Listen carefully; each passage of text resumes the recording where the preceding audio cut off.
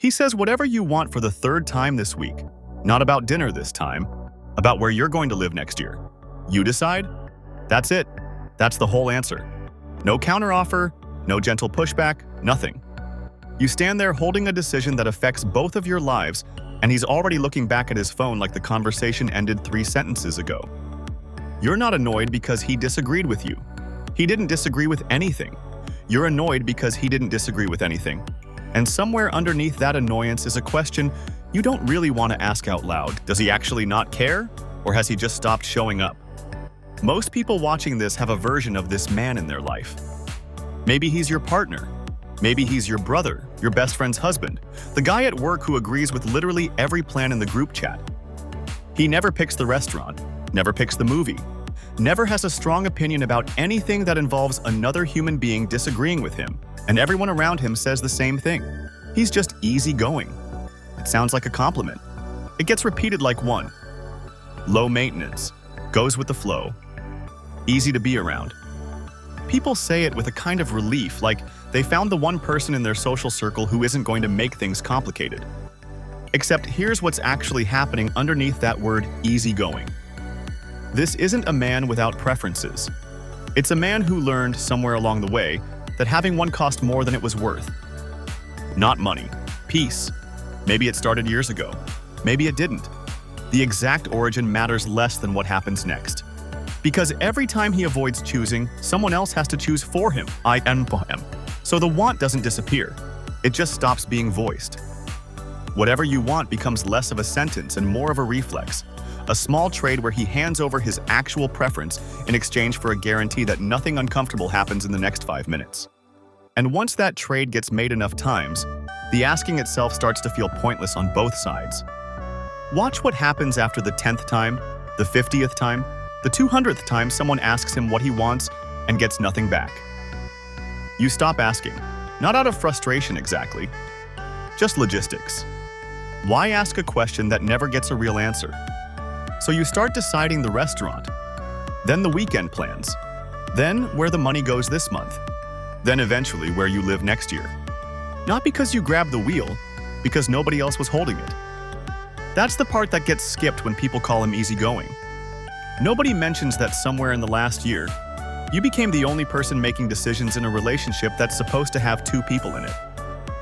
It's like a muscle that hasn't been used in years. Eventually, it stops responding automatically. It's not that he's hiding his opinion from you in the moment. By the time you're asking, sometimes he genuinely can't locate it fast enough. The habit got there first every time, automatically. What looks like passivity is often effort. The effort isn't going into expressing what he wants. It's going into preventing disagreement. So here's where it actually gets uncomfortable, because that trade looks like peace from the outside, and it is the opposite of peace. Real ease tolerates a little friction. A genuinely low-maintenance person, the kind who actually doesn't have a strong opinion about Thai food versus Italian, will still occasionally push back when something actually matters to him. He'll say no sometimes. He'll say, "Actually, I'd rather not," and survive the 3 seconds of tension that follow. That's what makes it real. What we're describing here folds instantly. Every time. No exceptions, no thresholds, no line where his actual want finally outweighs his discomfort with disagreement. That's not flexibility, that's avoidance wearing flexibility's clothes. The fact that you can't see the work doesn't mean it isn't happening. It just means it's happening underneath the surface, every single day, in every small decision he hands back to you. The problem is that this pattern rarely creates one obvious disaster. There's no fight to remember, no door slammed, no clear villain. It just slowly hollows out the place where 2 people are supposed to negotiate, push back, learn each other's edges, and occasionally annoy each other in the process of actually knowing each other. Because that friction you've been trying to avoid this whole time, the slight discomfort of 2 people wanting different things, that's not a flaw in a relationship.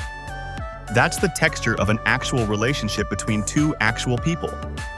When it disappears completely, what's left isn't harmony. It's one person, alone, making every call, mistaking the silence next to them for calm. So if you've been telling yourself he's just easygoing, here's the harder, more honest version. The difference is simple. Easygoing people still participate in decisions that matter, even the small ones, even when it costs them something. What you might actually be looking at is someone who decided a long time ago that showing up came with a price tag he wasn't willing to pay again. That's not weakness exactly. It's not even really fear, not the dramatic kind. It's something quieter and more automatic than that. A habit built so early it stopped feeling like a choice at all. And that's why the answer usually isn't that he doesn't care. It's that showing what he cares about became harder than staying silent.